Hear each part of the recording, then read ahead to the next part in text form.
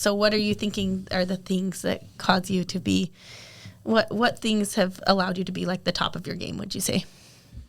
I mean, it's definitely the tools and the people you surround yourself with. You know, like I've been given every opportunity, and so I took every opportunity. Yeah. And so I think that helps a lot. Having a mentor that works well, having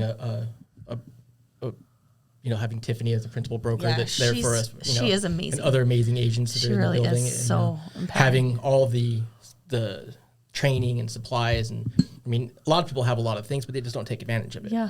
I just take full advantage of everything, and then he, has always got my back and supporting me. And I go into his office back and forth, like I just pace back and forth. Because like, hey, can you help me with this? Can you help me with this? Can you do this? Good. And he's always available. You were burning a hole in the carpet today for sure. You ask a ton of questions and you get curious. Well, it's like I'll look at something, and for the most part I can understand most of it, but I'll look at, if you had a counter offer and I'm looking at it, I'm like, I have no idea what this is saying. Like, like it doesn't make any sense. This speaks a different language sometimes. And he can translate it. Yeah. Sometimes. Yeah, sometimes. Not every time, mostly. Sometimes we just need to talk it through. Yeah.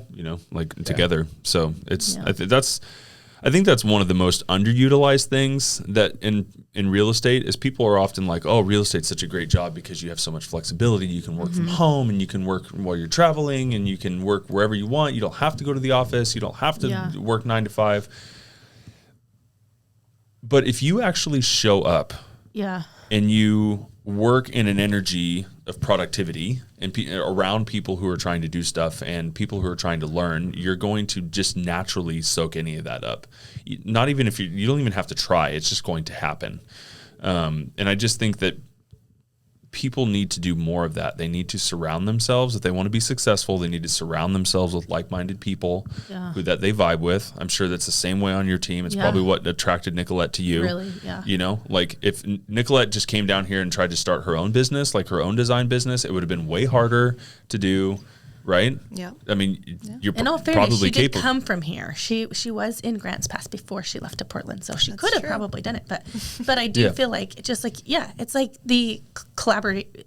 I feel like you can have a team of people that all have different strengths, and the collaboration is what kind of is the secret sauce. Like for us, for our team, especially with the creative side, it is one person's opinion, and they think that this should happen, and then pairing that with someone else's opinion, and how all of us see a different vision and how it all comes together is kind of the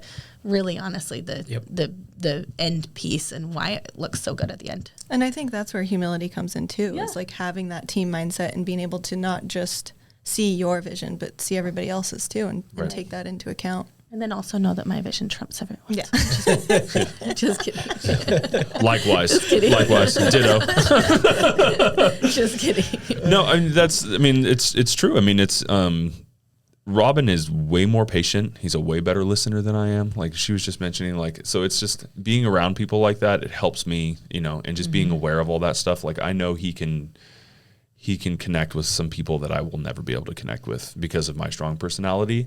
Not that his personality isn't strong, but it's a lot softer in a good way. So it's not soft like pudgy soft, but thanks. Well, maybe that too. But